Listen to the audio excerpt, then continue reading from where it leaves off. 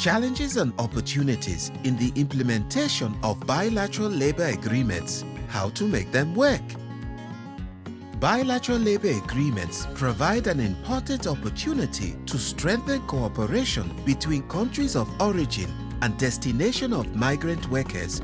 But in practice, power relations between these two groups of countries can be unequal, meaning that negotiations can take place on an uneven playing field. This is partly because destination countries may have several sources of foreign labor, whereas origin countries may have more limited possibilities to access different labor markets. As a result, origin countries can find themselves in a weaker bargaining position and with little means for ensuring that destination countries are actually enforcing decent working conditions abroad, such as workplace protections and fair employment contracts. Second, the political will to implement agreements may be lacking either on the side of the country of origin or the country of destination, or both. For example, origin countries may be more interested in promoting the employment of their workers abroad to obtain higher volumes of remittances and less interested in protecting them. Destination countries may sign a bilateral agreement to improve their international image without serious commitment to its implementation. Third, joint committees formed by the two state parties, an essential mechanism for monitoring and following up on implementation of agreements, are rarely fully active. They may not meet regularly due to lack of resources or interest by the two parties to the agreement.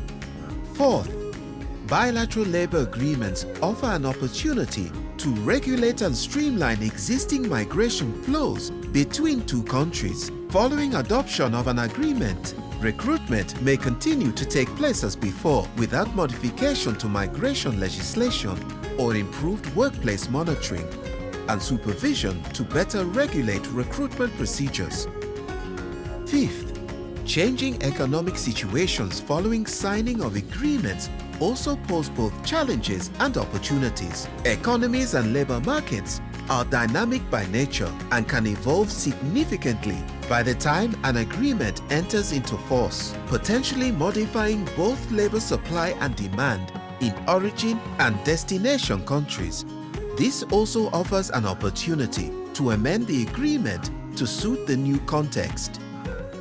Finally, major stakeholders such as employers in destination countries, migrant workers, trade unions, concerned NGOs, and recruitment agencies are critical to achieving success of agreements.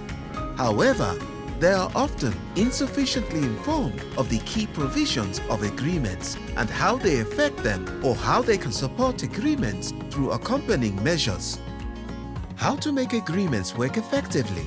If bilateral labor agreements are to work properly, things cannot remain the same after signing off agreements. Origin countries need to take concrete measures, which can include amending laws and regulations as needed, providing consular services, reforming recruitment systems, and improving public employment services and private recruitment agencies' capacity, and strengthening pre-departure orientations. Destinations countries should inform employers of their obligations and rights under the new agreement, improve laws and regulations as needed, improve labor inspection systems for monitoring of working and living conditions of migrant workers, and enforcement mechanism for violations and cases of violence and harassment, including gender-based violence. The two parties to the agreement should prepare an implementation plan immediately following signing and adhere to it closely. Designation of focal points in each country to follow up on the implementation plan is essential. The two governments should also promote coordination among different ministries and agencies responsible for labor migration. Some of the provisions in the agreement may require capacity building of responsible government staff and other stakeholders to implement. Specific training of relevant stakeholders may be needed to ensure that gender concerns in the different stages of the migration process and implementation of the agreement are taken into account.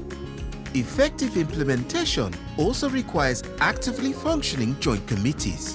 This implies taking several measures, including spelling out clear timelines for the establishment of the joint committee and frequency of meetings, defining the specific functions and developing terms of reference of the joint committee, and allocating resources from both parties for its functioning.